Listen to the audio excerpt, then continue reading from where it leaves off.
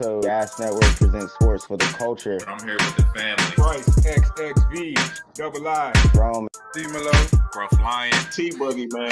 Just the greatest sports show on the planet. La Familia. Hope y'all ready for a ride. Can't wait to hear what you guys got to say.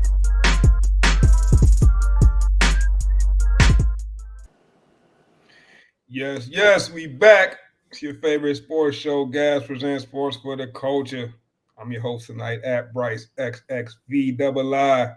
As always, I'm joined by the Dream Team. Let's start with the bottom right. Introduce yourself, brother.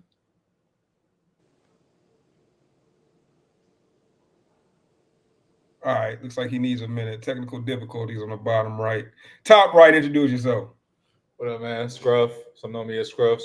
I go by Spiritual Alchemist 22, man. I've been turning adversity to diamonds since 1990. And we ready to talk some NBA draft shit. Feel me? There's a lot of shit that's been pissing me off lately. So we're going to talk about it. Oh, man, that boy got a bone to pick, huh? All right, bro. We gonna get to it, bro. We gonna hold your horses. We gonna get to it. Bottom left, introduce yourself. T-Boogie, man. Wash your hands, wash your ass. Head coach of Gas League AAU. We back out here this weekend, man. We back out, first tournament in a while for us. So look out for that. But other than that, man, I'm just here to talk that good old sports. Hey, Boogie, I went hooping for the first time today in about 2 years, bro. I had to hop on the court. It was looking kind of sweet out there. Got a dub in my first game, but bruh, that hoop stamina different, bro. I was tired as shit, bro. So I ran after the first game. We got the dub, and I was like, let me sit my ass down since we got this W. But the love of the game made me play one more game. Biggest mistake of my week, bro. I should have just took my W and left, bro. Bottom right, introduce yourself. It's your boy D-Below. And I just want to say shout out to the Dodgers and Padres over the week where they said, yo, we're just going to play head ball and just start pegging our best players from opposing side. Made baseball interesting again.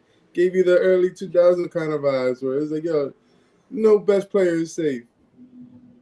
Nah, facts. That shit was wild when they hit Ohtani. Ohtani looked at the bench and said, nah, fellas, just chill. No need to come out the dugout, man. We ain't gonna trip over this shit. Shout out to Ohtani, man. I used to hate on Ohtani, bro, but like it's hard to hate on Ohtani, bro. He come out, get 4 RBIs, then step on the mound and strike the whole side out. Like this man is unreal, bro. For real. Like unreal. But all right, I thought y'all might have a comment on Ohtani, but y'all boys don't watch no baseball, man. They don't watch baseball. They don't know nothing about no. They don't even know who Ohtani is, man. T gonna don't do me like that. T gonna say nobody buys Ohtani's jersey, all right? Till you look at them jersey sales. I mean, does he have a shoe? You know what I'm saying? Yes, he has cleats. He's got He has baseball cleats. Okay. Yeah, He has Angela. he has New Balance. Oh, okay. Nah, Ohtani, bro, like Ohtani a legend in my eyes, bro. Like he might be already one of the best baseball players in the history of the game, dog. Unreal. But all right, let's get into it, man. Since y'all boys don't talk no baseball, let's start with some NBA draft tonight, man. We're gonna get into like draft prospects that we like, kind of get into a big board a little bit later. But first and foremost, I want to talk about one Ace Bailey, man. Because Scruff got on here real sad and real melancholy, man. I could tell his heart was hurting when he heard that Ace Bailey declined that workout invite with the Sixers, man. Don't everybody want to be with the Sixers, Scruff? In fact, most players want no parts of the Sixers. Just to let you know, in case you didn't. All right, but Ace Bailey did decline the workout with the Sixers. And the first question for you guys is that a red flag? Do you think that Ace Bailey declining that invite speaks more to him, or does speak more to his representation, that the folks that represented him, or do you feel like this is an immature player as a 18, 19-year-old? Scruff, I'm gonna start with you.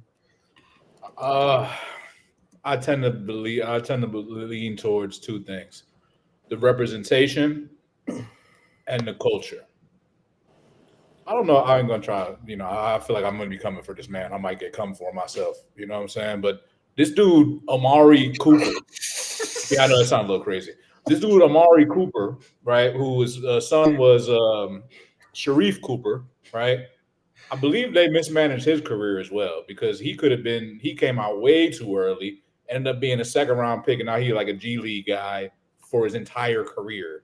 And he's most famous for dating Ash Cash.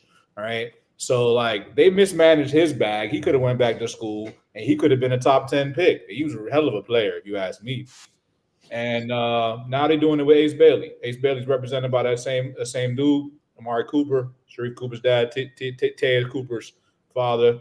But also think it leans towards the culture. When we just coming off the NFL draft, right? We just saw Shedeur Sanders do something very similar, right? We saw that he was turning down workouts, trying to position himself to go for a certain team. And you know what happens when you do that is you start cutting your options off, right? You start limiting your options now. So now it's not 30 teams drafting you. There's really like 4 teams, right? That you might be willing to take you. And if they decide to go elsewhere, guess what? Now you have a lot less options. And you know what I'm saying? That can pigeonhole you now. So now the event, he said he want to go to the Brooklyn Nets or whatever. He want to go whatever. So I'm saying, so like, you know, those teams decide to pass on him. I wouldn't be shocked if he ends up doing what I've seen in recent years, which is like start sliding down the board. You know, how far does he slide down the board? We'll see, right? From a talent perspective, he shouldn't slide past 3. But in reality, he probably shouldn't slide past 6. And I'd really be surprised if he slid past Brooklyn at, I think, 8 is where Brooklyn's at. But I've seen years where guys will fall down the draft, not like for this exact same reason, but, you know, I've seen Michael Porter slide down the draft. There was this one dude from Baylor a few years back who we thought was going to be the truth. I think his name was like Percy Jones or something like that. I can't remember his name. But we thought he was going to be the truth, and he slid all the way down the draft. So I wouldn't be surprised if he ended up sliding out of the lottery, honestly. But I think it leaves a bad taste in people's mouth, and I feel like it's a bad look. I think that's where the culture is headed now. You know, power to the players, right? But, you know, at the end of the day, it's still a draft, man. So, like, you know, I think this when you decide not to work out for a certain team, I think you alienate that team, one, and I think you alienate other teams because then they start looking at you like, what type of stuff is he on? And people start talking, and then, you know, before you know it, you're Shedeur Sanders, you're getting picked in the 6th round. And now, you know, this is a scorned Philly fan talking, and I can hear it coming out in your response there. All right, so, but I do feel you to a certain degree, right? I think you can alienate teams, but the difference in the NBA and I would say like the NFL. First of all, shout out to you for the Perry Jones reference because Perry Jones was a all NBA 2K player back in the day. You get Perry Jones at that 2K9, 2K8, you got you something. But getting back to Ace Bailey real quick, I think the difference in the NBA is oftentimes these players get what we call promises. All right. And if you got a promise from a team that you know you want to be with, that is what leads these guys to start alienate themselves to teams they really don't want to play on. If you're Ace Bailey, like you probably don't want to play on the Sixers because you know that's a team that wants to win right now. You're not going to be able to get your shit off, right? You're going to have to play within the system. Your game's going to be very boxed in for you to get minutes, and you're probably going to be looking at 18, 20 minutes a game when you want to be 32, 34-minute player, right? And if you're able to get to a team like, let's say, the Wizards or the Jazz or, any of those type of teams or the Nets, right? You're able to get the minutes in the development much quicker. I think you do bring up a good point with the Nets because we saw the Nets make some moves today, and they positioned themselves very nicely to possibly move. I think they got like 4 first-round picks now. Wouldn't be surprised if they try to package those picks along with pick 8 to get out of that 8 spot and try to leapfrog the Wizards, leapfrog the Jazz to get their hands on Ace Bailey. But T in the pre-show said that he don't even feel like Ace Bailey is that good. So I got to get your opinion on this one, T. Do you feel like Ace Bailey kind of playing himself out of his leverage or, bad strategic move right now? And it's based on your comment in the pre-show that he's not that good. Elaborate on that. Yeah, I don't think he's ready to go out the door. You know what I'm saying? For a guy that seems to want to play, because I think you're right. I think it's a situation of I don't want to go share the basketball with Maxey and Embiid or whoever else. But I don't think he's ready to be the face of a franchise. I don't think he's ready to carry a team. I mean, is he better than LaMelo? No.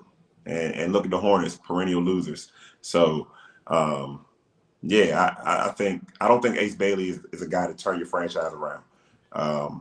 He's a tough shot maker, tough shot taker, but also he is a ball dominant guy. I don't know. I'll say this though. Like Scruff said, bro, it's the environment right now, man. The kids are coming out with a sense of entitlement. We see it in both sports. We've seen Marvin Harrison do it. We've seen Shedeur do it. Like, guys feel like they have the upper hand on these franchises because they are the product. But the system is bigger than the product. You know what I'm saying? I don't care what you order from Amazon, you're now Amazon. So these guys, it could affect their career, right? If I'm a GM and I'm looking at you trying to use your leverage right now, right? You haven't even got a bucket. You haven't even practiced yet, and you're trying to use your leverage. What happens when we have to actually sit down and negotiate? Like, how difficult are you going to be? So I don't think he'll slide because the NBA is all about potential. And we see guys get drafted really high on potential, then we never hear from them again. Scoot Henderson, you know what I'm saying? And he might develop, but a lot of people thought Scoot was ready to play. A lot of people thought, man, the athleticism, this guy can go in. And Ace Bailey's the same way. He's just a ball of potential. Yeah, I don't think that this hurts him because of how greedy some of these GMs are.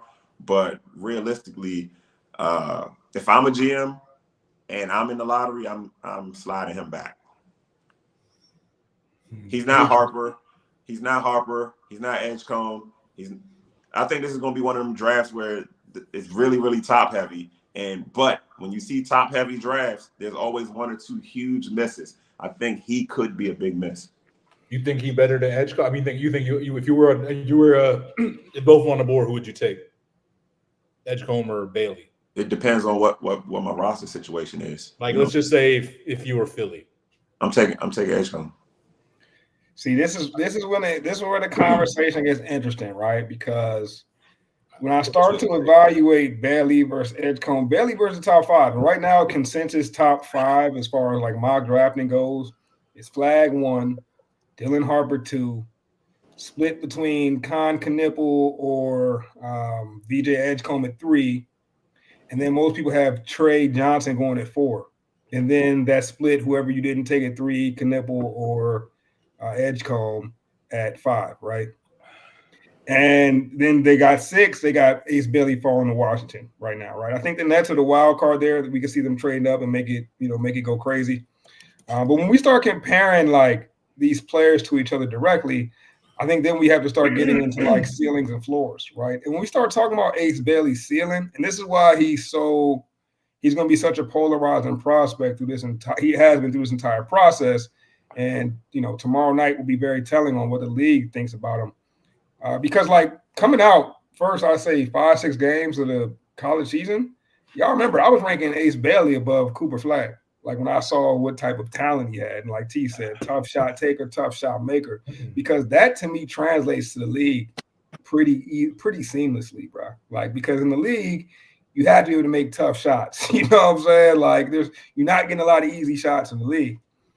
But the question is, does he force it too much, right? And then when I start thinking about ceiling floor for Ace, like, I don't see his floor.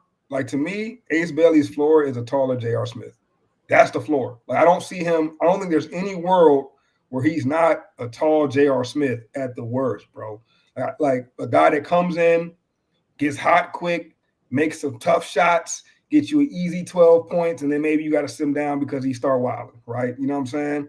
But like that to me in the league is always going to be useful, bro. Like you always going to be around. And then on the flip side, when I see a player like a VJ Edgecombe and I start thinking about floor, it's like that floor gets a little scarier to me. Now the ceiling might be relatively as high, but that floor is like, I've seen that floor bottom out plenty of times. I've seen the athletic guard who's got the makings athletically to be everything you want in the league. To T's point, Scoot Henderson and many more, like not to single out Scoot, but we've seen this over and over again, right?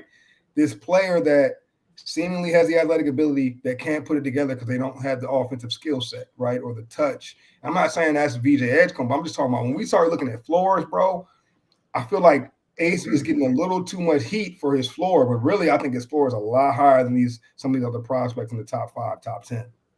I mean, how different is he really than Perry Jones in terms of floor? You know, we thought Perry Jones was a really good basketball player. Like, you know, some people were saying he was just like KD. And they're saying the same thing about Ace Bailey. When it comes to Edgecombe, I do understand what you're saying about the floor. It's hard to guard. It's hard to gauge those guards, especially because he's not really that polished. I would say at this stage in his game, but the athleticism, I agree, is definitely there. So I would say he kind of reminds me more of like a Russell Westbrook, Oladipo kind of. That's kind of like his ceiling, if I'm being honest. Floor could be anything, you know. So it's hard to say, bro. But generally, I do kind of lean towards Ace Bailey because the dude's 6'9". He's got perfect jump shot for him, and I just feel like if you give me a guy that's got the potential and he's already got the good form, then we can work with that. You know what I'm saying? Versus a guy that I'm like, ultimately, I think we're going to end up with Edgecombe, so I'm going to have to just, you know, wrap my head around that. But both are talented prospects. I think it's going to be interesting to see how that plays out. Well, I think the problem you run into is even as a scorer, right? You were a scorer in college and your team couldn't win. So what does that translate to at the next level? It's not like you were playing the best teams in and out every week. You know what I'm saying? You lost to some bad teams. Like, scoring comes down to shot attempts, and he's a shot attempt guy. He's been a shot attempt guy his entire life. I don't. It's shooting the ball to me is overrated, right? Being able to score is overrated. Can you score while your team wins? Jordan Poole can score, but can your team win? You know what I'm saying? So if at the next level he's what you say, J.R. Smith or Jordan Poole, that's good. But if that's what you're drafting in the lottery, I think you probably feel like you need a little bit more out of that. Yeah, but if Jordan Poole was 6'9", it would be a totally different world, bro. Like his whole 6'9". Ace is. He's not 6'9". He doesn't. He is, bro. He is, bro. He's 6'7.5" barefoot. All right. You put shoes on, you're 6'9", bro. Not play 6'9". He came out 6'6". No, he was 6'7". No, he was 6'7". He was 6'6". The draft shit said he was 6'7.5" at the combine, barefoot. Listen, I just watched Jalen Williams, who's what, 6'5"-ish? That's roughly the same size as Harden. He plays taller than what he is. Ace Bailey plays shorter than what he is. I disagree with that, bro. I disagree with that. I disagree with that completely, bro. Ace Bailey plays above the rim when necessary, and he gets his shot off at any moment because of his height and his range, bro. So he's in that Paul George realm. That, to me, Ace Bailey's ceiling is better than prime Paul George, bro. Ace Bailey's ceiling, you're crazy, bro. No, I'm not, bro. Ace Bailey's ceiling is like a T-Mac. His ceiling. Now again, so this is the case, and why he's going in for? He should be second, bro. This is the point though. Ceiling. See, you have to project if you think this guy will reach his ceiling, right? Ceiling doesn't mean this is what he's going to become. Ceiling is like the best case scenario. I get this it. is what you could be, yeah, right? You put everything around him. Yeah, his ceiling is prime Paul George, T-Mac, bro. Like better than prime Paul George, in my opinion. Ace Bailey does some unbelievable things on the basketball court, bro, and he's virtually uncheckable. The question is it going to translate to the league? I don't know, but I still think the floor is higher than a lot of these guys. Like, for instance, we're going to start getting into talking to some other guys. But G, did you have any comments on Ace Bailey before we get into like just prospects? Well, I think he's a fucking idiot because he's losing all these millions of dollars, right? He already put a sour taste in all these owners. Like from sources, he really wants to play in the East Coast, right? He said the only team he doesn't want to touch is the Hornets, but he doesn't want to go out west. He really wants to stay close to home. It looks like the reason why he don't want to play with the Sixers is because he's coming off the bench, and the stories are coming out. He wants to be a star. He wants to come out and at least, from what it looks like, he wants to win Rookie of the Year. And yes. I don't know. He's playing my career on 2K. I ain't mad at it. And you still can't win in 2K with your team. He playing the short game, though, man. That's the thing about it, man. He could go to Philly and learn from Paul George how to be Paul George. Don't you think that would be a good idea? Okay, yeah, let's do that. Is Ace Bailey better than Brandon Miller? That's the question, right? No, I think that's a great question Now know. let's talk about this, right? Because you went on a bit of a tangent telling me like guys that didn't win, but they're scorers, right? Ant Edwards went to Georgia and was 500. You know what I'm saying? At Georgia, bro. Like they wasn't with it. Hold on. Ant did not play with another lottery pick. Fair, but that other lottery pick also didn't win. So like, and nobody's downplaying him going number 2. Said he didn't win, right? He doesn't take the flack for not winning. I think if Dylan Harper doesn't have to share the ball with a volume shooter, we get different results. But that's just me. Those two guys want to play with each other. I don't want to hear that. Remember, I told you guys Dylan Harper was the better player way before. When people was mocking Ace above Cooper, I always said Dylan Harper is the guy. And I think Dylan Harper is tough, but bruh, Ace ceiling to me is crazy, bro. And I'm willing to bet on ceiling when it comes to NBA draft, bro. Like if he hits that ceiling, if he gets 80% of his ceiling, you got a top 10 player in the league, bro. You got a top 10 player in the league. I tend to agree. But here's the thing that concerns me about his game. His lack of ability to create his own shot does concern me a bit. So the fact that he wants to go to a team like a Brooklyn, or like, even a Washington, I think he would actually benefit more from being in a role than being the guy. Because I could not disagree more. His ability to create his own shot is not that good. That's the best thing about his game. Nah, he can't create off the dribble at all. He can't create easy shots. Right. Okay. He can't create easy shots, but creating shots, this is what he does for a living.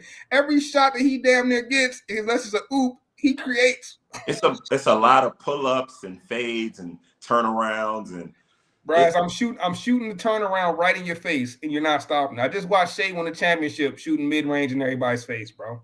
That's true. Like, come on, bro. I'm shooting the turnaround in your face, and there's nothing you can do about this, bro. Like, to me, that's translatable, and that's an unstoppable skill in the league, bro. Now, we'll see. We'll see if he can do it in the league, too. But if he can, bro, and he can do it at a consistent clip, watch out, man. Let's talk about some other players, though. And I'm cool with us comparing them to Ace as we go through some of these other players. I think another polarizing player, at least in my opinion, bro, and a guy who was like risen up draft boards since the end of the college season is Kon Knueppel, bro. And Kon Knueppel was another one where I feel like, okay, unlike Ace, right, the general Ace talk, I feel like Kon Knueppel has risen up draft boards not because of his ceiling, but because of his floor. Because I feel like at worst with Kon Knueppel, you getting a great off-ball shooter, bro. A guy that's going to space the floor, whose athleticism is hella sneaky. If you go back to the NBA draft combine and you look at like all the measurables, Kon Knueppel is like actually like a top percentile athlete, bro. Like he's jumping as high as VJ Edgecombe damn near. You know what I'm saying? He's as fast as Jeremiah Fears. Like it's crazy how good of an athlete he is. What's y'all's general take on Kon Knueppel? And do you think he deserves the late rise on draft boards that he's gotten? Scruff, we'll start with you on this one.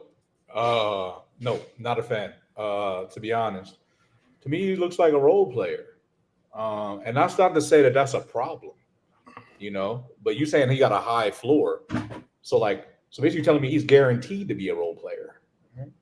Is what I see, right? I see him as basically like a when a role player becomes so good at being a role player that he's like coveted, is kind of where he's at. But I don't think that's a good thing.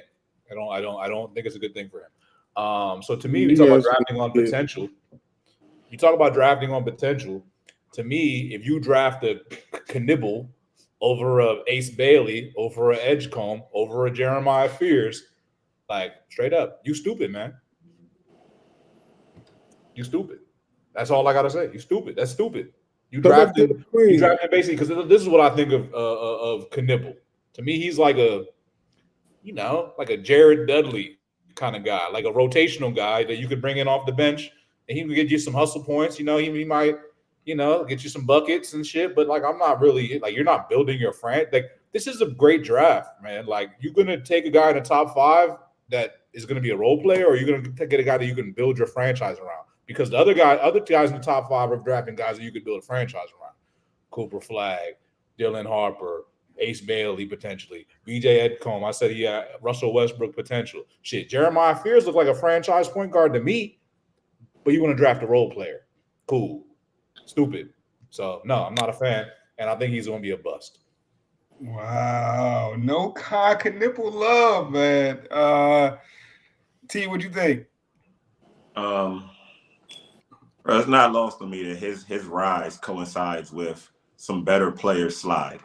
You know what I'm saying? And you got to understand there's some game. There's some guys that let's boost this guy, knowing well and good that we're not drafting him. But if we can get somebody above us to draft him, that gives us more options, at a lower pick. He's not a bum. He's not a bum. But like you said, he's a high floor guy, role player, potential starter. I don't know if he's a Luke Kennard. To me, he's more of a Pat Connaughton, another guy, 40-inch vertical, things like that, can shoot the ball, get some rebounds, play some defense. He's a good coach would figure out how to use him. But no coach is going to ever make him into a franchise star. At best, he's your 4th or 5th guy, and he can give you a headache and kill you. Like you slow the stars down, and here comes Knipple hitting 2 3s straight, and now you're like, bro, we can't win if we give up 12 to Knipple in a quarter. You know what I'm saying? He's one of those type of guys, right? Like a Dalton Connect almost. So you love Dalton Connect coming out of college. I don't want to hear that. I do. I still love Dalton Connect. At 15, we liked him. I think Dalton. I still like Dalton Connect. What fell apart is the shooting though, and that's what separates them. What fell apart is Connect's shooting. You don't got to worry about that with the Duke guy, man. A Duke guy's gonna come out and be able to shoot it, especially a white guy. It is what it is. He's gonna be able to shoot it. Grayson Allen can shoot it. Good old stereotype. Listen, man, some stereotypes are born in the truth sometimes. And he's going to come out. He's not going to give you any headaches in the locker room. He's not going to be with Mariah Mills. You know what I'm saying? Nah, think about it, bro. Sometimes a player's just good for the culture of the team, right? Because when you need players to buy in, he's buying in. He's not going to be out there talking about how many shots and, you know what I'm saying, stuff like that. So I think he's a top 15, 20 guy, but this top 5 nonsense is insane. But somebody's gonna bite and pay for it. Honestly, I think he's a byproduct of Cooper Flagg effect. I feel like Cooper Flagg is a superstar player, and playing with Cooper Flagg just kind of rise his stock up. And if I'm not mistaken, there's another guy from Duke, right? The other dude, Mulak or whatever. I don't know if I said his name. Mulak. Yeah. He's a top 10 guy too, and I don't think he would have been a first. I don't know if he would have been a lottery pick without being on Duke playing next to Cooper Flagg. So to me, both these guys is probably late first round picks that just got elevated because they playing with Cooper Flagg. You watch so much Flagg tape. You say, "Oh, who are these guys? Who that guy over there? He look all right." This is nasty work, bro. I can't let y'all get away with this because this is nasty work what y'all doing. Mulak and Knipple, bro, they are both elite prospects in this draft, bro. And let me tell you why. First off, with Knipple, bro, like he's gonna get that label of, hey, this is a white guy, you know what I'm saying? So he's not an athlete. He's a Pat Connaughton. He's a, whatever. That's gonna be the label he gets off the rip. Well, I'm telling you, bro. Y'all watch the tournament, right? Yeah, y'all watch Duke this year, right? Like, bro, they would not have been the team that they were without Knipple, bro. Because he's a do-it-all. You know who Knipple reminds me of, bro? He reminds me of Derek White from the Celtics, bro. His handle, and he's taller than Derek White. But the reason he reminds me of him is because, one, you're going to sleep on his handle, but his handle is tough, bro. It's not like he got a crazy bag, but he can go both ways. Left hand is crazy. Every time his around the rim percentage is crazy, too. You know why? Because he's consistently jumping off 2 feet. That's one thing that stood out to me going back and watching Knipple's tape, bro. Always jumping off 2 feet on every shot in the paint. You never see him jumping off 1 foot. And because of that, he got crazy balance on all of his, like, around the rim attempts, bro. And he shoots those at a crazy high clip. Another reason I'm high on Knipple is, to me, outside of my boy from Texas, Johnson, I think Knipple's the best shooter in this draft, bro. Like every open three he had in the college season, it felt like he hit, bro. Like every time they swung it to him in the corner, it was a knockdown, bro. Like Knipple, You know why he was open? Was that? You know why he was open? It don't matter why he was open because if he goes to the league and he's open, he gonna knock him down, bro. It does matter because when he's playing on bum ass Utah and there's nobody that's gonna do that, he gonna be sitting there getting guarded. He gonna be looking like every other guy that's out there.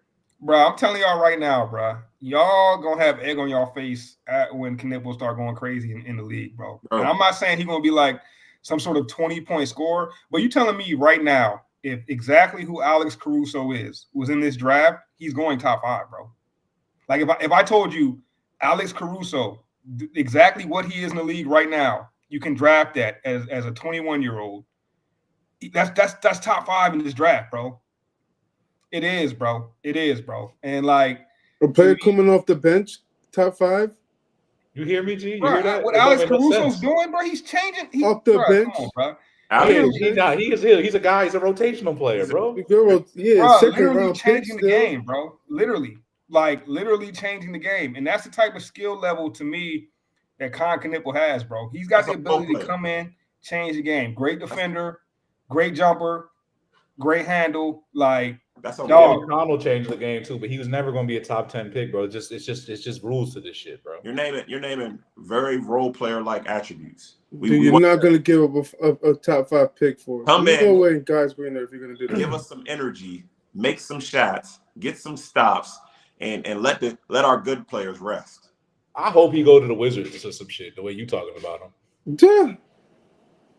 Because we're not in position. We're not in a position to draft. We're trying to swing for the fences. I do think if you're drafting Con Knipple, you're not swinging for the fences, right? You're not going highest ceiling that you could take. I'm not saying he's got the highest ceiling. What I'm saying is he's a polished basketball player. And guys like y'all who only look at trying to get a star, I feel butthurt because we can't get Ace Bailey when there's 100 other prospects out here. Like guys like that, yeah, you're gonna miss on a Knipple, bro. And that's why a good GM is going to take Knipple and he's going to have a 10, 12-year NBA career and be effective, bro. Because at the end of the day, bro, each draft is giving you maybe 2, 3 All-Stars. And that's maybe one All-NBA player out of each draft, maybe 2 sometimes. So you gotta have the foresight to know, like, Scrub the type is going to draft Perry Jones 3 overall. Oh, you know what I'm saying? Because we're trying. I'm going for the potential. I feel that. But here's the thing: why I don't believe you fired, bro. Because you're not selling. You're not buying your own. You're not buying what you're selling. Because if you really felt that way, you would say, "Yeah, I love him on the Wizards." But you ain't say that because you thinking how I'm thinking. You want the best available prospect. You want the high ceiling. You want to shoot for the stars. We're not in here to draft average players. That's not what we're here for. We here to find the potential stars. If the Wizards took Con Knipple, bro, I would not be upset, bro. But that's really his name, Con Knipple. Yes. If the top 5 falls how it was supposed to from the beginning of the year, and at 6 we looking at Con Knipple and Malawak, and I'd be cool with that pick, bro. I think Con Knipple gonna be a legit baller in the league, bro. I really do. It will be a mistake to draft him over. Let me give you a list. Fears. It will be a mistake to draft him over Trey Johnson. And obviously, it will be a mistake to draft him over Ace Bailey, Edgecombe, and the other guys that are obvious. I don't even have to name those other guys. I'm not taking him over Derek Queen. I'm not taking him over guys that are projected to go 8 spots behind him. Like, I'm just not. And like I said, bro, unless you are a team that ended up in the lottery by accident or, unfortunate circumstance like injury, like the Pacers next year probably, bro, you don't need Con in that early. You need to try to land the face of your franchise. No one's going to be wearing the Knipple 2s colorway, special colorways. What the Knipples? No one's wearing those. It's never going to happen. Yeah, that name is bro, I'm trying to tell y'all, bro. Y'all going to be shocked. Yo, I'll be like, y'all going to be shocked. I almost want to go out on a limb right now, bro. I almost want to do one of my Mr. Big Leaguer predictions, bro. I'm trying not to do it because y'all pissing me off right now. So I'm You about to do question it, your bro. GM skills and how I'm about to horrible do you it, are? G. I'm about to do it to him, G. Con Knipple, I guarantee you, he will be one of the best 5 players from this draft. You told me that about Reed Shepard. I'm starting to think you're MAGA. Reed Shepard's a year in, bro. Give Reed some time. I agree with that. It's not fair to judge him yet. Con Knipple is going to be one of the top. Listen to this. And this is for y'all calling them Pat Connaughtons and these random, Pat Connaughton had the highest 40-inch. I mean, had the highest vertical of his combine. Yeah, but his straight line speed was nothing like this. Con Knipple, faster shuttle run than VJ Edgecombe. That's who's supposed to be the best athlete of the draft, right? Faster shuttle run than Edgecombe. Higher standing vert than Dylan Harper, Jace Richardson, and VJ Edgecombe. 3 of the best athletes in this draft, right? Better max vert than Cooper Flagg and Ace Bailey. Come on, bro. Like, yo, y'all sleeping. I'm trying to tell you. Con Knipple, people going to be sleep on him, but I'm telling y'all right now, top 5 player in this draft. Book it. When it happens, just come back to the good mister and tell him he was right. Not buying it. I'm buying it, bro. Not buying it. Maybe 6. Maybe the 6th best player in the draft, not 5. All right, let's get to some other top names on this big board, man. Next one I want to talk about is another guy that I feel like is rising, and I'm high on him. I'm very high on him. Jeremiah Fears, man. What are we thinking ceiling floor for Jeremiah Fears? I feel like this point guard shit be one of the hardest to really project, bro. It's one of the hardest positions to really project because, like, what do you use as your like, what are your tells for a great point guard? You know what I'm saying? But I want to give you all the floor. T, what you think is the ceiling for Jeremiah Fears? What you think is the floor? How you think he ends up as a player? Ceiling, 1 or 2 All-Star games. Like there, but not ever all the way there. Floor, G League. And like point guard, who's the last point guard that came in and like killed it right away? It's tough. It's one of those positions. Probably Ja. Ja, yeah. Yeah. Ja's probably the best example. And he had a team around him. He had a lot of talent around him. He had guys that no one thought was good, but ended up. I mean, look how many picks Bane just went for. So yeah, I don't know, man. Fears is risky. Yeah, I'm almost at the point where I feel like, bro, if you're drafting a point guard high, you can't play him right away. You know what I'm saying? I'd rather see him come off the bench, kind of like a Maxey, work himself in, learn the league. I don't really want to throw my point guard to the wolves because while we don't have our point guards scoring every night on every team, you know what I'm saying? Some teams do, some teams don't, but like you're defending every single night as a point guard. Unless you're Steph Curry or somebody like that, you're defending every single night. So I just think if you're going to take somebody that's for sure point guard, you got to give them the grace to grow. You can't expect them to come in right away and kill it. And I think if you let Fears develop, I think he'll be fine. Because in my mind, there's no way he's not better than like, well, not better, but like he can be as good as a Jalen Suggs. You know what I'm saying? He could be as good as a Cole Anthony. He could be as good as a what's my guy that's out Chicago that just Kobe got White. Kobe White. You know what I'm saying? Kobe White plays after fucking All-Star weekend. You say what? Kobe White only comes after All-Star weekend. Yeah, he's always kick ass. Always hurt. But like he could be in that realm of like you're almost an all-star, but not quite. That's where I think he lands. So I tend to agree with you. I'll put his ceiling. I really want to say Jeff Teague, but like I think he could be as good as like a Monte Ellis, maybe, like in his best scenario. Monte, a multi-year all-star. Yeah, that's like best scenario. But I think like the most realistic comp is Jeff Teague. But like I could see him being as low floor as Brandon Knight, who didn't have a good career, FYI. Yeah. Or Johnny Flynn, or any other point guard that went in the top 10 that just didn't amount to shit. Because it happens, bro. Point guard is hard to, it's really hard to predict. I think I'm a little higher, not a little, I'm a lot higher on Fears than y'all are. I think I'm a lot higher on this draft than most are. Yeah, I can see that. Someone say you're gonna be better than all them dudes. I can see that, bro. I think the ceiling is like a Dame Lillard. All right. Ooh. Dame? Yeah, I think that's the ceiling. Now, does he reach it? I don't know. But the thing that stands out to me the most about Fears is the first step. The first step is crazy, bro. The first step is crazy. You're not standing in front of Fears, right? I think it wouldn't shock me if he becomes like a Darius Garland type pretty quickly in the league. Could see that. The question for Fears is going to be, the ultimate question for him is he able to develop that mid-range game?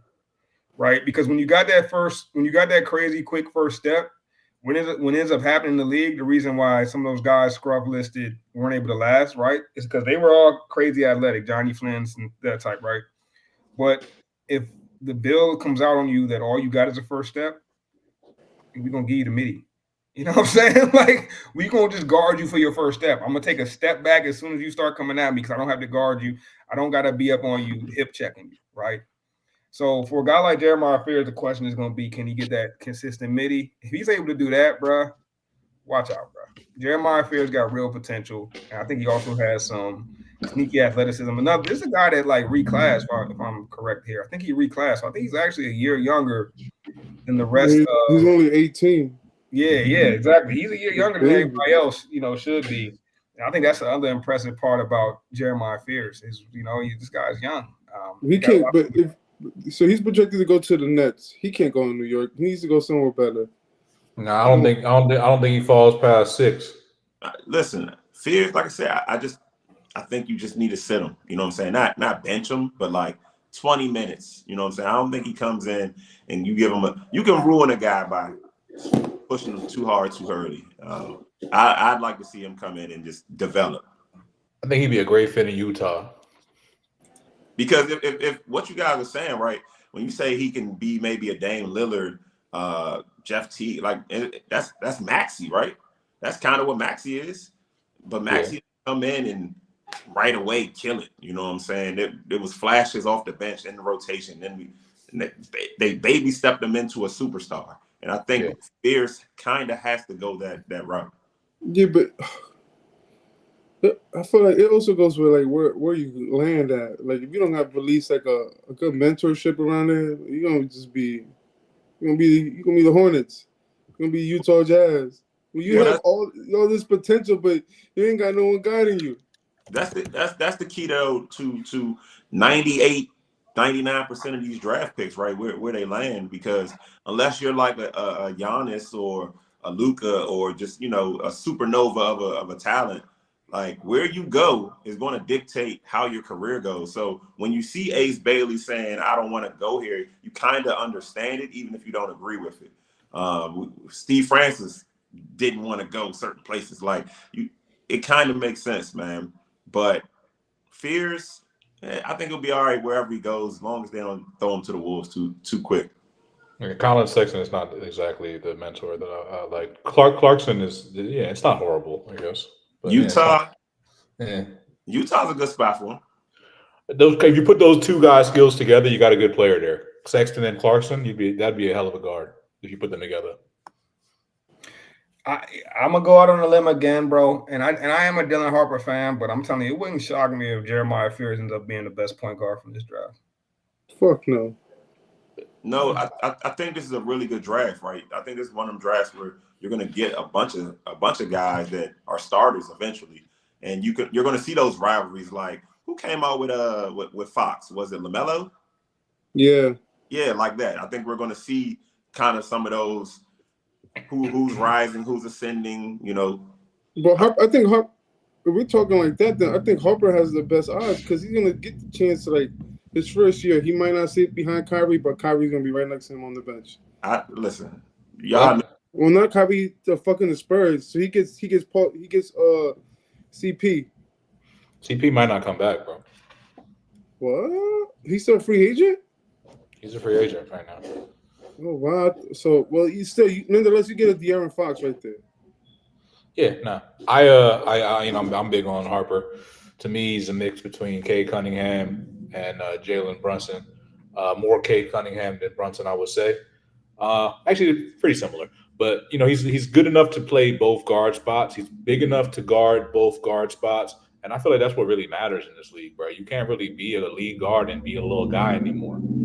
So I think that's why I give the edge to Harper for sure. Yeah, Harper is one of those prospects where like I like Harper. Don't get me wrong, you know what I'm saying, but I'm not as high on him, I don't think, as everybody else, bro. Like I'm just not there on Dylan Harper. Like I would put Rutgers being a losing team more on Dylan Harper than I would Ace Bailey, because like you're the point guard, bro. Like you know what I'm saying. Like you have the ball in your hand more than everybody else on this team. I watched a decent amount of Rutgers, and I thought Dylan Harper was really good, but I don't see Cade Cunningham. I don't see that level of smooth to his game. I'm also not sure I see that athletic ability. And Cade Cunningham's a legit 6'8". You know, Dylan Harper was 6'6", 6'5", 6'6". 6'6". It's going to be interesting to watch his career arc. But again, I don't think I'm quite there with him as the consensus. And I'm wondering like what I'm missing. So what do we think about Dylan Harper as a prospect, and what do we think the ceiling is there? Oh, he has it easy. I think if he's gonna go to the Spurs, he has it easy then. You rely on it goes back to what you said. He gonna have a few dogs in front of him with Fox and Castle taking a lot of the minutes. But it goes back to what T said. Is like you don't want to throw him off to the Wolves. You want him to learn the game. And he got two dogs in front of him, so he's gonna nitpick around there. But it also says a lot to the Spurs. If you're gonna pick him, it's like, all right, one of these two guys you're gonna trade eventually. I think it says a lot about Dylan Harper that the fact that the Spurs want to draft him too, because they don't really need a guard, in my opinion, right? Because they got Castle, who's just a rookie of the year, right? Right? He could play both guard spots. You got Fox, who's really a point guard. Technically, I guess he could play two guard spots. So you bring a Harper into that mix, you basically saying like, yo, you like his potential to be better than those guys, or at least one of them. You're banking on that. Because you're not going to play all three. Well, you could, I guess. You could play. You could actually, because of the height of Harper. And when you have a dominant big, right, you can play a more smaller front court, situation, man. I mean, backcourt situation. But like you said, that's a good point, Scrap, bro. Vassal's there too. That's a good point, man. And I think Spurs, in Pop going into management and all that too now. So yeah, he know what he's doing. Yeah, like at the top of the draft, bro, you take the best player, period. Whoever you think is the best player, that's who you take. And like you said, if that's who they're taking it to, with Con Knuckle on the board, because wouldn't Knuckle fit that roster better? Kinda. Like yes, but you don't do that. That's not smart. No, you take the guy you think has the chance to be the face of a league and the face of a franchise. And I think that's what you get from Harper. And you're saying what you're missing. I think what you're missing with Harper is you probably missing you probably want to see more explosive plays, more dynamic plays. Like you probably want to see him jump out the gym. I think what I want to see is more like elevating your teammates. Rutgers was I'm a Rutgers alum, right? So I watched Rutgers last year, where they had a squad that, for the first time in a long time, was competitive for the last couple seasons, right? Like when we brought in Dylan Harper, Ace Bailey, everybody that rocked that scarlet, we were thinking this was the year that we were going to break through as far as NCAA went, as far as competing in the Big Ten. We got a point guard to go along with this basically same squad that's finally on the NCAA tournament level, right? And what's that? They lost a lot of players, so it's not really the same squad. Bro, they lost a couple players, but they brought back a lot. They brought back a lot of players, bro. They brought back a lot of players. And instead of like elevating, I felt like there was no elevation there from Dylan Harper or Ace Bailey as far as team went. But I feel like Ace Bailey is the one that gets all the flack for that. And I don't think that's totally fair. How? Ace Bailey? I don't think so. Because, bro, Dylan Harper was the point guard and had the rock majority of the time. He had the rock. He had more usage than everybody on the team. I don't think Ace Bailey's getting flack for them losing games. I think he's getting flack for not working out. No, I'm giving them flack for both. Bro, the first thing I hear about Ace Bailey, they be like, when Rutgers was trash, bro. And I'm like, well, It doesn't make sense. I agree with you, though. It doesn't make sense. If the old rules were in effect, Ace Bailey would have skipped college. Cooper Flagg would have skipped college. So one guy propelled his team, the other guy didn't. I don't want to. You can say the point guard had the ball all you want. Ace Bailey was out there shooting that thing. You know what I'm saying? He was out there getting his shots up. Now, if you want Dylan Harper to come in there with his boy and say, "Nah, not tonight, bro. You got to be better with the shot selection." Maybe that's what you want from a leader, but that starts with coaching. And from what I can tell, the coaches let the players do whatever they want. They went out there and the first thing they did was wore the wrong brand of shoes from the team. Like they had no control. I'm not putting that on Harper, man. That's true. You know what's a funny thing about it? They basically announced it to the world, man. Fuck Adidas. Yeah, Rutgers was tight. You had to swallow that shit. Yeah, bro. They basically said we're going to the league regardless. You know what I'm saying? But I just thought one guy performed more comparable to what he was, and then the other guy, I thought Ace Bailey was a letdown. You know what I'm saying? A little bit of a letdown there.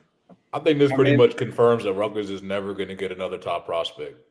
The thing about calling Ace a letdown and saying that Dylan Harper performed so well, which to me is still wild because, like, if you look at the stats, they put up the same numbers.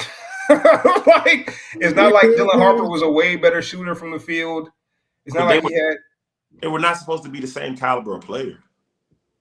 I mean, they were pretty damn close. I mean, they were both top guys, bro. Like nobody. It was both on the interview with what's my girl's name from the interviews everybody nowadays that they be saying that they had crazy. Kay Adams. No, not Kay Adams. Shorty's name. Taylor Rooks. Yeah, they were both in the Taylor Rooks interview. It's not like Taylor Rooks only interviewed Ace Bailey. It was Ace Bailey and Dylan Harper, bro. They were always a package story, though, man. The whole time they was. Once they decided to go to school together, they were playing off each other. Every game was like, all right, man, I'm gonna get mine. You're gonna get yours, man. Come on. Like the rest of the team just had to like stay the fuck out the way. Whoever had the rebound had to throw it back to one of those two boys. They were never gonna win games, man. But listen, I got an alternative theory. This is fringe science on why this is going to be a great draft, and you should not be trying to aim for guys like Knuckle. You see how many players went down this year, how many stars went down that we're not going to see next year or until the playoffs almost for some of these guys. If we do, the universe is going to replenish the league with new stars. Just watch how the cosmic balance of things happen. We lose out on Hallie, Dame, Tatum, Kyrie. Watch what happens when we get a Flag, a Harper, a Fears, Malak. Just watch. This is going to be a one of them historic drafts where they're saying, "Is this the best draft of all time?" This is going to be one of those. I do agree it's a great draft. It has the potential to be one of the best drafts in recent years. Think about I like that he talked about cosmic energy. That he sold me on that one. I'm just think about it. Okay. Like talking that shit. Listen, we're not even talking about a guy that is as talented as a Derek Queen. He's not even getting brought up. Bird. You know what I'm saying?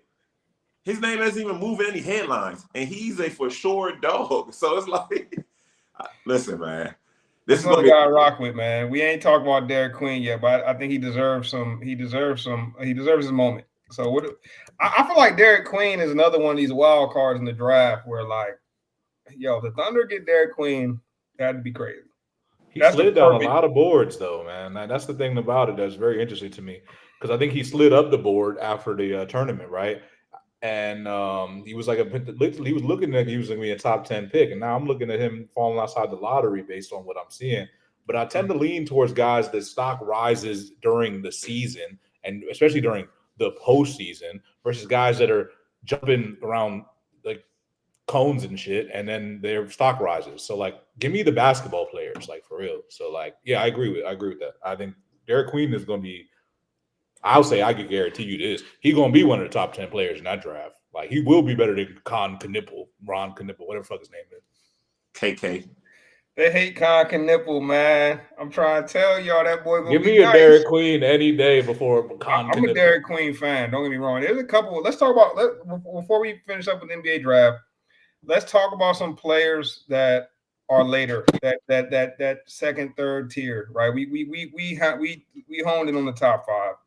Yeah. So when we're talking about that second, third tier, it sounds like Derek Queen. I think consensus is a name that we all rock with. Not going to test well. He's not. That's the problem with Queen, right? That's why he's falling. Because athletically, he's not going to test up there. But look at Jokic, right? That's an easy player to point to say you don't got to be the best physical tester to be good in the league. Excuse me. So Derek Queen consensus. We all think he's going to be legit. What's the ceiling? Is and I don't want ceiling as far as like other player. I want ceiling as far as star, superstar, one-time all-star, like rotational. What do y'all think his ceiling is as far as that goes? Why is he being considered a center? Because he's 6'6". Hey, bro. That's weird. I don't know. 6'10". Nah, they got him at 6'6". Okay. I think his ceiling is like a guy that makes an all-star game, maybe 2. You know what I mean? Like a Zach Randolph. You know, okay. Did Zach Randolph make an all-star game? Oh no, he's 6'9". Yeah, hell yeah. I thought he's 6'9". Yeah. I thought I said Zach Randolph. Come on, bro. Yeah, he did. He two-time all-star. So yeah, I think that's accurate. Like a guy like Zach Randolph, not gonna be a perennial all-star, but he could make an all-star game or 2. If he becomes Zach Randolph, then yeah, he was a major hit in my eyes. But I think it depends where he lands because I don't want him to go to the Pelicans because they haven't getting drafted by the Pelicans. And he was a dog. He could get drafted by anybody because he could go anywhere in the top 15, 16. I like the pairing with Zion, though, G. I mean, y'all know how I feel about Zion. He could fall to 15 at the Thunder. That would be a hell of a landing spot. He could fall to the Spurs at 14, and then they end up with Derek Queen and Dylan Harper, and they looking golden, if you ask me. Then what happens with Lively? Bro, what team are you talking about, bro? The Spurs? No. You said what the fuck? What the fuck am I thinking of right now? I'm everywhere right now. You're not even in the same room as us, bro. I'm talking about the Spurs. The Spurs. Oh, okay. Yeah. Yes. Sorry, we're gonna give you some grace there, G. Ain't no thing, but I see what you're getting at though, because like the question for Derek Queen becomes like, I think Derek Queen's one of those players where he needs the ball, bro, to be the most effective. I disagree, bro. I don't know about that. I think if Derek Queen wants to thrive, he models his game after like early Al Horford. Like that's smart too. I like that. Yeah, I don't see Zebo. I don't see a guy that's going to overpower NBA players, but I do see a guy that's crafty enough to find his shot, can surprisingly put the ball on the floor, and surprisingly will make open shots. He won't be Naz Reid, but I think he can give you that sort of help off the bench where we can look to you for points. We can play through you as a bench guy. You know what I'm saying? And that could lead to you being a starter one day, like a legit starter. I don't think he's ready to start off the break on any good team at least. It takes some time. But I got another guy for you. This is a guy who I believe is guaranteed to outplay his draft position. And I think he has definitely starter potential, maybe all-star potential in the right situation. And that's Walter Clayton, my guy. You got it right here. Walter Clayton. Now, Walter Clayton is a guy who's outperformed his projection every stage of his career. And I like that because, you know, this guy wasn't even recruited coming out. You know what I'm saying? And then he became the guy. And correct me if I'm wrong, did they win the championship? Or they was in it or some shit. I can't remember. Yeah, okay, yeah. So this guy won the championship. So, like, he's proven that he can win. He's proven that he outperformed his projections. And he's proven that he plays above whatever measurements, whatever cones, whatever bullshit you want to measure. This dude is a baller, bro. So I can see this kid being as good as – I can see him being – all right, here's the floor. I think his floor is Cam Johnson. And I think is more of a guard, but I think he could be as good as a Devin Booker in the right situation. Remember, Devin Booker went like in the teens. So I think Clayton is a hell of a player, and I think the landing spot will determine a lot. But if he lands to Miami at 20, I would sell the league to watch the hell out, because like that is the perfect landing spot for him if he falls to the Heat at 20. Yeah, I like that. I like that. Or Brooklyn, or I like him in Brooklyn, because Brooklyn's got a lot of shots to give. I would love to see Clayton on a team that's ready to win. And I'll throw another one out there. Yeah, that's why I Brooklyn, if Bailey and they both end up on Brooklyn, Clayton has the better season than Bailey if they're on the same team. Nope. All right. You know what I'm saying? Y'all feel about he? But I'll tell you what, he won't be better than Con Knipple. And that can't be his fucking name. Knipple's gonna go down as the biggest gas bust of all time, man. Yeah, man, I ain't buying it, bro. I'm not buying it. But yeah, Walter Clayton is gonna be a dog, bro. I don't see it any other way. I like a guy. I don't think he's gonna be a dog, but I think he's gonna be like a 10-year player in this league. He's going to be an NBA player. There's 100%. Like he'll be in the league. At worst, he's a role player, but I do think he could be a starter, rotational guy. Could be a star. I like guys that outwork, bro. To me, that's what really takes you to the next level. You know what his work ethic reminds me of? Reminds me a lot of Tyrese Maxey. Tyrese Maxey went in the 20s, and he just outworked his draft position. And like, I think Clayton could do the same. Okay, I really like where you was headed with that Clayton to Miami. I think that's a perfect fit, bro. I feel like Miami tends to find those guys that they're ready to win now, like especially coming off a championship, and we're talking about an older prospect, right? He's been to Iona, you know what I'm saying? He earned his stripes there. Went to Florida, showed that he could do it in multiple places. He is ready, and it would kind of remind me of the Jaime Jaquez pick, right? Jaime Jaquez earned his stripes at UCLA, came to the league, and it was a seamless transition. One of those players that like got drafted a little lower and was an instant hit from Miami. You know what I'm saying? You know, that's part of the reason they weren't able to get KD. They didn't want to let Jaime Jaquez go, right? And that might have been wise. Maybe. We'll see. But when you talk about a guy like Clayton in Miami, I like it a lot. I would love to see Clayton on a team that's ready to win now. You know, so I don't want to see him go to some development squad. Any other players in that tier 2, tier 3 that we high on? I like Washington State, not a big name. Probably surprise some people to see where he's getting mocked at around the middle of the first round.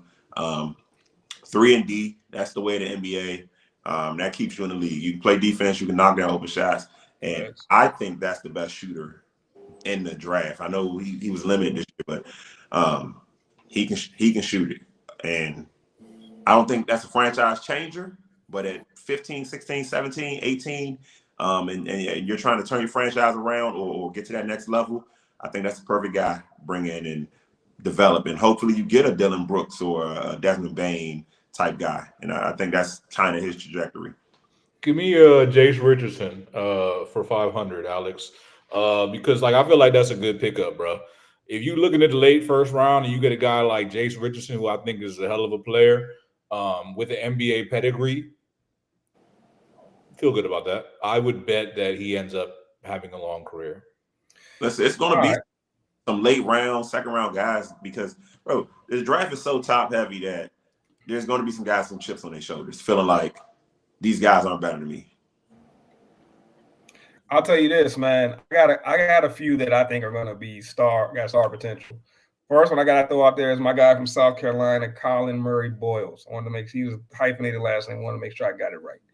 Colin Murray Boyles, bro, dog. When you talk about a guy that can guard 1 through 5, that position versatility on the defensive end is, I think, one of the most important things in today's game, bro. Look at the Thunder, right? Yeah. Playing Jalen Williams at the 5 sometimes, right? You know what I'm saying? They playing J-Dub at the 5. That's crazy. When you got a guy that can guard multiple, and he's about 6'8", but 7-foot wingspan. Can handle it like a guard. Can drive to the paint like a guard, but got the body of a power forward. I think we could be seeing like a Draymond Green level defender, but with a lot more offense. And the question is he gonna be able to develop a jump shot? If he gets a jump shot, bro, I could see Colin Murray Boyles being a star in the NBA. It's gonna be about that jumper for him though. But man, check that tape out on Colin Murray. Another guy I'm high on. I've been high on for a minute now. Shout out to my boy Scribb. We've been talking about this guy all year. My guy Igor Demine from BYU, man. This is a player that I think has been kind of polarizing throughout the NBA draft cycle here. You're either really high on him or you're really low on him. I don't see too many people in the middle on Igor. But I like Igor a lot, bro. And my NBA comp for him is Deni Avdija. Y'all know I was high on Deni Avdija. Deni Avdija just had a crazy breakout in Portland, looking like the first mistake that Will Dawkins and the Wizards organization made was getting rid of Deni. But Deni going crazy in Portland. Igor Demine reminds me a lot of Deni, but more of a point guard slanted than a small forward. Deni kind of like more of a point forward, but Igor is more like all point guard. One of the best passers in the draft, if not the best court vision in the draft for me. It's a good player. Reminds me of Josh Giddey. A little bit. Yeah, I can see that. I'm gonna stick with Deni for my comparison there though. And then my last guy is a guy who I think is he was a last second shot away from being considered a Derek Queen. All right. The only difference between him and Derek Queen is he ain't have no, last second heroics. But Thomas Sorber, bro, from Georgetown. Remember this name, bro. And I think him and Derek Queen are like very similar prospects in many ways, offensively. But I think that Sorber brings a little more on the defensive end. I think if you're high on Derek Queen, teams that are high on Derek Queen should also be very high on Thomas Sorber. So wouldn't be shocked to see him go a little higher than expected and maybe get off the board around that 15th, 16th pick. I'm gonna throw another name out there. This is a real dart, though. Joan Behringer, the big man out of France. I'm going with the trend here. I'm never betting against the trend. Last 2 years we've had French bigs, and they both been pretty good. So I'm going with the French bigs again, bro. Okay. Oh man, just taking the trend. I'm not familiar with this guy's tape whatsoever. I'm going to do a little. Dude, lanky as shit, bro. Pause. No, there's going to be a good foreigner out of this draft. I'm banking on the relative unknown Hugo, but Hugo Gonzalez out of Spain. But yeah, I heard this guy. It's going to be a good foreigner. Oh, yo, he is nice, yo. Yeah, you know who else I like, yo? What's big boy from Michigan? He a dog, bro. Michigan. You talking about Danny Wolf? Danny Wolf. Hey, Danny Wolf is nasty, bro. 7-footer with the handles. 7-footer with the handles is kind of crazy. Like this is going to be a good draft because a guy like that is going to be around 2. Yep. Yeah, he's gonna be around 1. I guarantee. No, I mean like he's gonna be around for a while. Oh yeah, I got you. Yeah. But that's one of my guys right there, bro. Danny Wolf, bro. Every time I watch him, and then they had the other big boy in the tournament, the boy that was with FAU last year. Remember, big 7-footer, and Danny Wolf was dropping dimes to that other 7-footer, bro. Like I'm like, Danny Wolf might be low key like a 3, low key. I don't know. Yeah. I'm rocking with Danny Wolf heavy. Yeah, but no, he's nice. He's nice for sure. All right, well, you know what y'all got to do, man. Drop y'all's sleepers, y'all's draft sleepers in the chat right now in the comments. I want to see who y'all think. Some of those late first round picks that can end up being stars. Asa Newell, facts though, and Asa Newell was high as hell early in the draft process. Like when we talking about like early in the college season, mid college season, he was supposed to be a lottery pick. He's supposed to be a top 5, top 10 guy, and now it's like. He's in that mid 8. I see him going as low as 18. I'm like, what happened to Asa Newell, bro? Like, why did he drop? To me, he could be like his floor is like a role player, like a Con Knipple. It's like a starter. No love out here, man. I'm just saying, like he's comparable with those guys. Like he's the elite version of those guys. So I mean, I'm not buying it. So. When Con Knipple proves y'all wrong, bro, I can't wait to tell you I told you so, man. I'm going to go get a jersey so you can wear it on the show. You say, yo, Con Knipple, the guy I said was going to be the top 5 in the draft. He's going to end up being Grayson Allen. Oh man. All right, we'll see. We'll see how it shakes out. All right, yeah, like I said, man, drop y'all's thoughts in the chat. We want to hear from you guys, man. Don't forget to like and subscribe to Gas Sports for the Culture podcast. Y'all know we live every Tuesday, typically starting at 10:30, sometimes a little later. You know, we be on CP time, you know what I'm saying? But we gonna be here every Tuesday no matter what, man. So like and subscribe, and y'all know how we end each and every show, fellas.